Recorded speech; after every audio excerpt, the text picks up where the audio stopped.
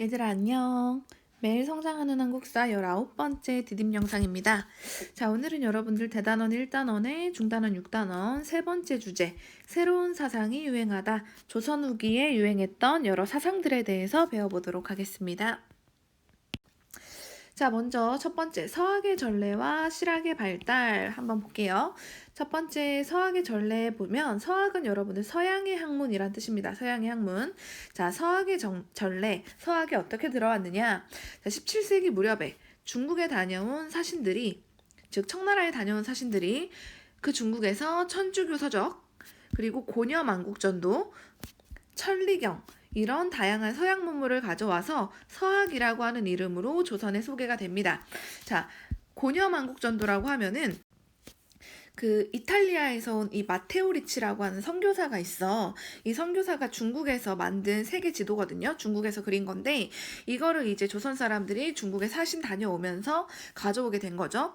그래서 이 지도를 보고 당시에 조선 사람들은 깜짝 놀랐어. 왜냐하면 세상의 중심은 당연히 중국이라고 생각을 했는데 이 지도를 보니까 지구는 둥글고 중심이라고 할 곳이 없는 거야. 그래서 우리가 알던 세상이랑 다른데 우리는 세상의 중심이 중국이라고 생각했는데 이렇게 뭔가 사람들에게 하나의 전환점을 준 그런 물건이라고 볼 수 있어요. 고려만국전도 세계 지도가. 자, 그리고 천리경이라고 해가지고 굉장히 먼 거리에 있는 것도 가까이 있는 것처럼 볼 수 있는 굉장히 과학기술이 들어간 이런 문물을 보면서 당시에 조선의 과학기술 발달과 당시 지식인들의 세계관, 중국이 세상의 중심인 줄 알았는데 서양 문물이 이렇게 대단한 게 있네? 세계의 중심이 중국이 아니네? 이런 세계를 보는 관점에 영향을 미친 게 바로 서학이라고 여러분들이 볼 수가 있겠습니다. 서양의 학문이란 뜻이라고 했어. 자, 이러한 상황에서 여러분들 조선 후기에 새롭게 등장한 학문이 있는데 바로 실학이라고 부릅니다. 실학. 실학은 뭐냐? 바로 실용적인 학문이라고 여러분들이 생각하시면 돼요. 실학. 실용적인 학문이다. 실제적인 학문이다. 자, 등장 배경은 뭐냐면 조선 후기라고 하면 외란과 호란이 끝난 다음에 굉장히 사회적으로 혼란하고 이제 막 전쟁이 끝난 상태이기 때문에 백성들도 굉장히 살기 어려운 그런 상황입니다. 그런 상황에서 성리학은 당시 사회의 변동에 적절하게 대응해주지 못한다는 거죠. 도덕적 명분이 중요해. 기술 문화는 천한 것들이나 하는 거야. 의리, 충성, 효도가 중요해. 이런 것들을 강조하는 성리학이 당시에 배고픈 백성들을 먹여 살릴 수 있어? 당시에 발전이 필요한 조선을 도와줄 수가 있어? 없잖아. 그러다 보니까 실제적이고 증거가 있는 그런 연구 방법으로 사회 모순을 해결하고자 하는 실용적인 학문인 실학이 등장을 하게 된다는 거죠. 나라를 부강하고 백성들을 평화롭게 할 실용적인 학문. 이 실학은 여러분들 두 가지 갈래로 나뉘게 됩니다. 정말 이 나라를 부강하게 하고 강하게 하고 백성들을 위해서 우리가 중요시 여겨야 되는 건 뭐냐? 바로 농업이 중요하다. 아니다. 나라 발전을 위해선 상공업이 중요하다. 이렇게 실학자들도 두 파로 갈리게 되는데 이런 농업이 중요하다. 국가를 부유하게 하기 위해선 백성들을 위해서는 농업이 중요하다 농업이 바로 중농학파라고 부르고요. 아니다. 국가의 발전을 위해서 우리나라가 부자가 되려면 상공업이 중요하다. 즉 상업이 중요하다. 중상학파라고 부릅니다. 즉 실학은 두 가지 갈래 중농학파, 중상학파가 있다는 거 여러분들이 기억하시고 다음으로 넘어갈게요. 자, 그러면 여러분들 농업을 중요시하는 중농학파 실학자들 한번 보도록 하겠습니다. 이들은 국가가 부유해지기 위해서 백성들이 안정을 되찾기 위해서는 농업 중심으로 해서 개혁을 해야 된다라고 주장을 합니다. 부강한 나라가 되기 위해선 농업을 중시해야 돼요 라고 하면서 그러면 지금 백성들 너무너무 살기 힘들다. 땅 한 조각이도 없다. 이들 위해 어떻게 해야 되냐? 농촌사회 안정시키려면 토지제도 개혁해야 된다라고 주장을 합니다. 각 학자들과 주장 한번 보도록 할게요. 자, 이 유영원이라고 하는 중농학파 실학자가 있어요. 이 유영원은 균등하게 땅을 나누어 줄 균전론이라고 하는 내용을 주장을 합니다. 자, 사람들에게 균등하게 땅을 나누어 준다면 농촌 사회가 안정될 것이고 그러다 보면 자연스럽게 나라도 부강해질 것이다 라고 주장을 한 건데요. 근데 당시 조선은 신분 사회잖아. 그러다 보니까 신분에 따라서 차등을 두어가지고 일정 면적의 토지를 분배해주자 라고 주장을 한 게 균전론입니다. 관리들은 국가를 위해서 일하니까 좀 많이 주고 그 다음에 지방에서 유학 공부하는 성리학 공부하는 선비들은 그보다는 조금 적게 주고 그 밑에 있는 일반 농민들은 조금 더 적게 주고 하지만 같은 신분 내에서는 균등하게 다 땅을 나눠준다는 거죠. 균전론 외워두셔야 돼요. 이거 뭐라고 외워야 되니? 유균? 유균? 그 다음 이익이라고 하는 중농학파 실학자가 있습니다. 이익이라고 하는 학자는 한전론을 주장을 합니다. 자, 제한을 둔다. 자, 땅이죠. 토지에 제한을 둔다. 이게 무슨 말이냐면 당시에 백성들 같은 경우에는 먹고 살 게 없으니까 정말 조금 있는 토지도 그냥 다 팔아버리는 거야. 그러다 보니까 자기 땅이 없어지고 계속 남의 땅을 빌려서 농사를 짓고 거기에서 떼어 먹히고 너무 가난해지는 게 악순환의 반복이라는 거죠. 그래서 일단 국가에서 땅을 주는 거야. 땅을 주는데 그 중에서 생활에 필요한 최소한의 토지만큼은 냅두게 하는 거죠. 그걸 얘들아 바로 영업전이라고 해. 영원히 가지고 있다라는 뜻이야. 영원히 가지고 있는 토지야. 생활에 필요한 최소한의 토지, 영원히 가질 토지, 이거는 매매를 금지하는 거죠. 그리고 나머지 토지는 팔아도 된다. 이걸 하게 되면은 아무리 가난해도 이 영업전은 절대 매매가 금지가 되니까 이것만 가지고서 백성들을 먹고 살고 몰락한 농민도 없어질 거 아니냐. 요 최소한의 토지만은 팔지 않도록 제한을 둬야 된다라고 해서 이거는 한전론이라고 부르는 거야. 즉 국가에서 영업전 이외의 땅은 팔아도 돼. 근데 영업전은 절대 팔면 안 돼. 라고 제한을 둔다라는 거죠. 그 내용을 한번 보면 사료 보면 토지 몇 부를 1호의 영업전으로 하여 팔지 못하는 토지로 해서 땅이 많은 자는 줄이지 않고 미치지 못하는 자는 더 주지 않으며 돈이 있어 사고자 하는 자는 비록 1100결이라도 허락해주고 땅이 많아 팔고자 하는 자는 영업전 몇 부에는 허락해준다. 즉 땅이 많은 사람이든 아니면은 그거에 미치지 못하게 적게 가진 사람이든 뭐 사고 싶어하는 사람이든 지 마음대로 하게 해준다. 단 영업전 외에는 허락해준다. 영업전이라고 하는 게 이게 중요한 키워드야. 그래서 여러분들 이익 한전론 나오면 이건 영업전이랑 연결을 시켜야 돼. 이건 절대 못 파는 거다. 자, 그리고 정약용 여러분 너무 잘 아시죠? 중농학파 실학자 중에 한 명이었던 정약용 같은 경우에는 여전론을 주장을 하는데 여가 무슨 뜻이냐면 마을 여자야. 마을에서 토지를 공동으로 경작하고 공동으로 나누어 주자. 이게 바로 여러분들 정약용의 여전론입니다. 토지의 공동 경작. 토지가 있으면 네 땅 내 땅이 아니라 마을 단위로 다 같이 농사를 짓는 거야. 그래가지고 공동분배, 내가 일한 만큼 나눠 가진다는 거죠. 굉장히 혁신적인 거야. 예를 들면 양반도 분배를 받으려면 같이 일을 해야 된다는 게 전제가 되어 있는 거거든. 즉 마을 단위로 같이 하고 일한 만큼 나누어 갖는 제도. 이거 바로 마을 여자 써서 여전론이라고 부릅니다. 이거 다 외우셔야 돼요. 유영원은 균전론, 이익은 한전론, 정약용은 여전론. 어떻게 외워야 돼? 유균, 이한, 전요? 유균, 이한, 정요? 어떻게 해야 되지? 한번 잘 외워보세요.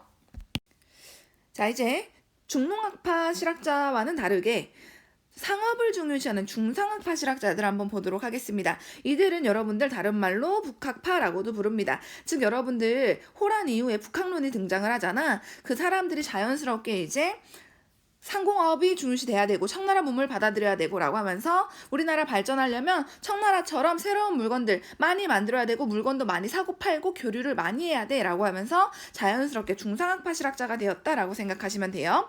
자, 중상학파 실학자들 이들은 상공업을 중심으로 해서 국가를 개혁하면 백성들이 다 같이 잘 살 거야 라고 주장한 사람들입니다. 즉 직접 물건을 만들고 팔아서 생계 유지를 하는 상공업을 발전시켜야 합니다.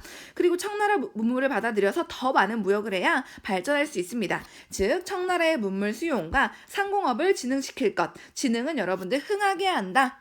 잘 나가게 한다. 라고 하는 발전시킨다 이런 뜻이죠. 이걸 주장했던 사람들입니다. 자, 학자와 주장 보면 유수원이라고 하는 사람은 직업의 평등을 강조해서 옛날에는 당시에는 조선시대 양반들, 글을 읽는 양반들만 굉장히 대단한 거라고 생각을 했잖아. 하지만 상인들이나 아니면은 수공업자들 물건 만드는 수공업자들 이런 사람들도 평등하게 대해야 된다. 그래야 상공업이 발전할 것이다 라고 주장한 게 유수원이고요. 그리고 홍대용이라고 하는 분도 있는데 이분은 기술의 혁신을 주장을 하고 그리고 청나라에서 들여온 문물들 세계 지도라든가 이런 거 보면서 지구는 둥글고 그리고 지구는 스스로 돌아서 낮과 밤이 생긴다. 지구는 돌고 있다. 라고 하는 지전설을 주장을 합니다. 이게 굉장히 핵심적인 게 뭐냐면 계속 지구는 원이고 돌다 보니까 사실 어디가 중심이라고 할 수가 없잖아. 그냥 내가 찍는 곳이 중심이 되는 거잖아. 그러다 보니까 이거는 중국 중심의 세계관을 비판하는 식으로 이제 나아가게 되는 거죠. 우리는 중국이 세계의 중심이라고 생각했지만 지구는 돌고 있고 지구는 둥글기 때문에 우리가 찍고 있는 게 중심이다. 우리 조선도 중심이 될 수 있다. 중국 중심의 세계관에서 벗어나고 우리 것을 중요시 여기자. 이런 식으로 이제 주장하는 데까지 영향을 미치게 됩니다. 자, 그리고 박지원 같은 경우에는 열하일기라고 해서 열하가 여러분들 쉽게 생각하면 청나라의 수도 북경 베이징이라고 생각하시면 돼요. 거기를 갔다 와서 쓴 책이야. 이 책을 보면은 거기에 청나라 사람들은 수레 이런 것도 쓰고 선박도 쓰고 화폐도 쓰고 굉장히 이것들이 잘 이루어져 있고 상공업이 발달을 돼 있다. 뭐 이런 식으로 굉장히 자세하게 쓰거든. 그러면서 우리도 수레나 선박, 화폐 유통 이런 거 해야 된다. 그래야 나라가 부강해지고 상공업이 발전해서 우리나라도 발전할 수 있다. 이런 거 주장한 사람 바로 박지원이라고 볼 수 있습니다. 당시에 청나라 당시 그 거리의 모습을 보면 이렇게 수레가 다니고 물건을 실어 나르고 사람도 실어 나르고 발전한 모습을 볼 수 있다. 이런 것도 우리가 배워야 된다라고 한 거고요. 그리고 박제가 같은 경우에도 여러분들 북학이 우리 영상으로 봤었어. 이 북학이라고 하는 책을 저술을 해서 청나라의 문물들을 자세하게 기록을 합니다. 그러면서 우리 것과 비교를 하면서 우리 받아들여야 된다라고 하는 거죠. 청나라에서 쓰는 수레와 배 이런 거 많이 이용해야 물건 유통도 원활해지고 무역도 잘 이루어지고 상업도 잘 이루어지는 것이다. 지금도 우리가 물건을 유통하거나 할 때 택배, 차 꼭 필요하고 그리고 커다란 배 같은 거 필요해서 무역선 이런 거 필요하잖아. 국가가 발전하는데 정말 기본이 되는 거거든. 즉 이런 것들을 사용해야 된다라고 말을 하고 있고요. 이 박제가가 또 북학에서 어떤 말을 하냐면 밑에 있는 글 한번 볼게. 대체로 재물은 돈은 샘과 같은 것이다. 퍼내면 차고 버려두면 말라버린다. 즉 돈을 안 쓰면 다 말라버린다. 돈은 써야 된다. 이런 말이거든. 기교를 숭상하지 않아서 나라의 공장, 수공업자야. 수공업자의 도야, 기술을 익히는 게 없게 되면 기회가 망하게 되므로 그 기술이 망하게 되고 농사가 황폐해져서 그 법을 잃게 되므로 산농공상, 선비, 농민, 수공업자, 상인들 이 네 가지 종류의 백성들, 사민이라고 해. 사민이 모두 공궁하여 서로 구제할 수 없게 된다. 즉 돈은 있으면 써야 되는 것이고 그리고 수공업자의 기술 익히는 게 굉장히 중요하다. 기술을 익히지 않으면 뭐든 다 망한다. 이런 말이거든. 이거는 돈도 써야 되고 물건도 많이 만들자 이런 내용이에요. 즉 이거를 썼다는 거는 소비, 물건을 많이 만들고 그걸 사줘야지 이게 계속 돌아가는 거잖아.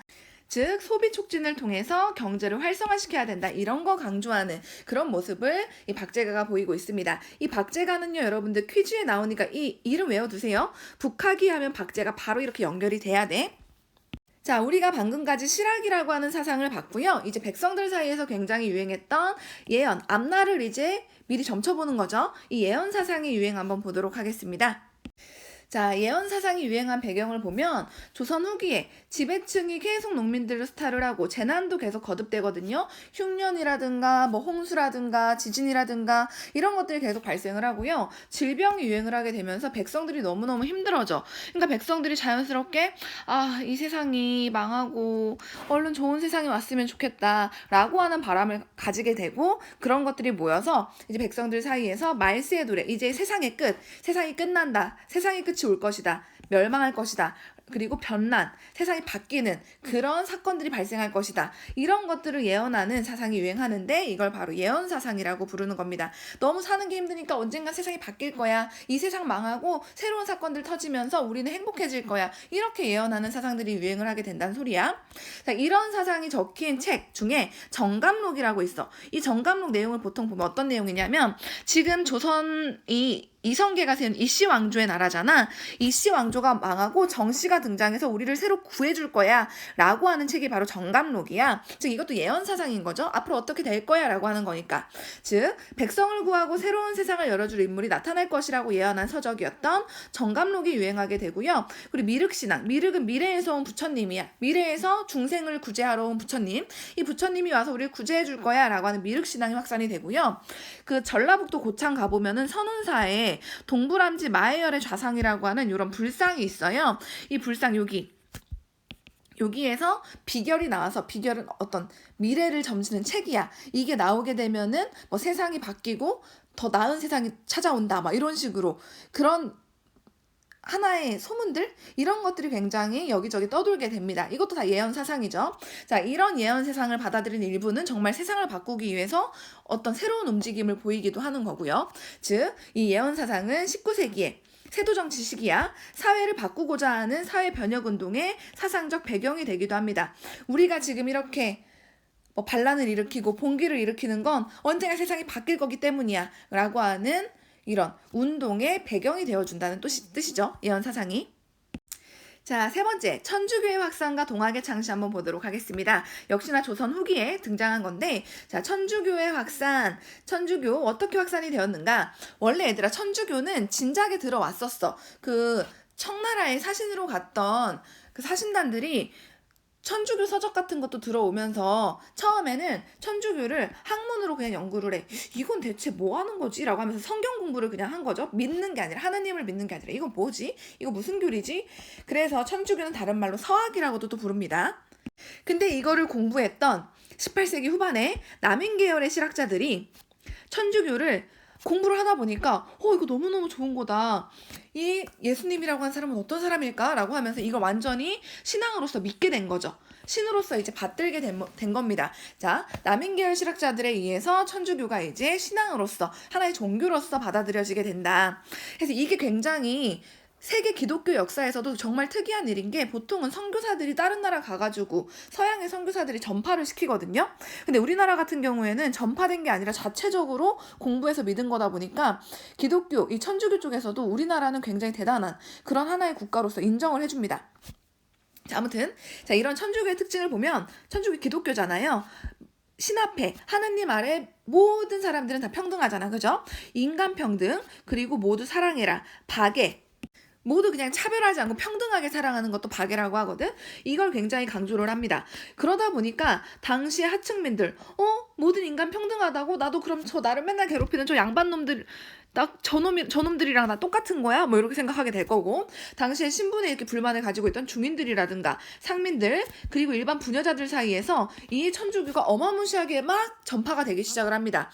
바로 이 인간평등이라고 하는 게 정말로 매력적인 것 중에 하나였죠. 신 앞에서 우리 모두 평등해요. 이런 신분사회에 반발할 수 있는, 신분사회에 불만을 품고 있던 사람들을 모두 품어줄 수 있는 게 바로 천주교였다는 거죠. 근데 이걸 정부는 당연히 받아들여주지 않겠지. 왜? 조선은 신분사회인데. 그럼 저 노비랑 왕이 똑같다는 거고 저 노비랑 양반이 똑같다는 건데 인정 당연히 되지 않겠죠. 그리고 특히나 천주교 같은 경우에는 얘들아 유일신이야. 세상에 신은 유일하다. 딱 예수님밖에 없다라고 하기 때문에 조상을 신으로 모시는, 당시에 조상에게 제사를 지내는 거, 이런 것들 다 천주교에서는 받아들여지지 않았거든. 조상신도 인정을 안 하는 거야. 신은 하나님밖에 없으니까. 자, 그래서 정부 같은 경우에는 천주교를 탄압하게 되는데 천주교가 계속 세력을 확장을 하고 있고, 그리고 유교적인 제사, 자기의 조상한테 제사 지내는 그런 의식들, 이런 것들을 천주교에서는 전부 다 거부를 하다 보니까 정부 같은 경우에는 천주교가 성리학적인 질서를 무너뜨린다는 이유에서 사악한 종교란 뜻이야. 굉장히 사악한 종교다라고 규정하고 천주교를 믿는 사람들 탄압하게 됩니다. 그래서 여러분들 잘 알고 있는 그 정약용 있죠? 정약용도 이 천주교를 초반에 믿었기 때문에 그래서 강진까지 유배를 가게 되는 거고요. 정약용의 형 정약전 같은 경우에는 저기 흑산도까지 유배를 가가지고 거기에서 이제 흑산도에 있는 많은 물고기들 이런 거 그 하나의 생물도감처럼 썼던 자산어보, 그거를 거기서 쓰게 되는 거잖아. 그게 최근에 영화로도 나왔고 그 영화가 되게 재밌어요. 아무튼 자, 굉장히 이 실학자들이 많이 믿었던 천주교 알아두시고, 그리고 마지막, 우리나라 자체적으로도 여러분들 종교가 하나 창시가 되는데 바로 동학입니다. 동학이 창시되었다. 자, 동학은요 여러분들 서학에 반대하면서 서학이라는 게 있다고? 서양의 학문? 이런 뜻이야? 그럼 우린 동양의 학문이다 라고 하면서 실제로 동학이 이제 종교로서 창시가 됩니다. 1860년, 즉 세도정치 시기고요. 경주에 한 몰락한 양반이었던 최재우, 바로 이 사람이야. 최재우라고 하는 몰락 양반이 창시한 종교라고 볼 수가 있습니다. 이 동학에서 중요시 여기는 종교적인 이론, 교리는 뭐냐면 바로 인내천 사상이야. 인간이 곧내자야 천, 하늘이다. 모든 인간은 하늘과 같이 고귀하다 라는 뜻입니다. 자, 모든 인간은 즉 평등하다. 모든 인간은 노비건 왕이든 간에 하늘같이 고귀한 존재다 라고 하는 걸 강조하는 종교예요. 그리고 또 후천개벽을 주장을 하는데 이건 낡은 세계가 끝나고 새로운 세상이 열린다는 뜻입니다. 자, 이런 걸 주장을 하면서 당시의 백성들한테 엄청나게 이게 또 파급력이 커졌어.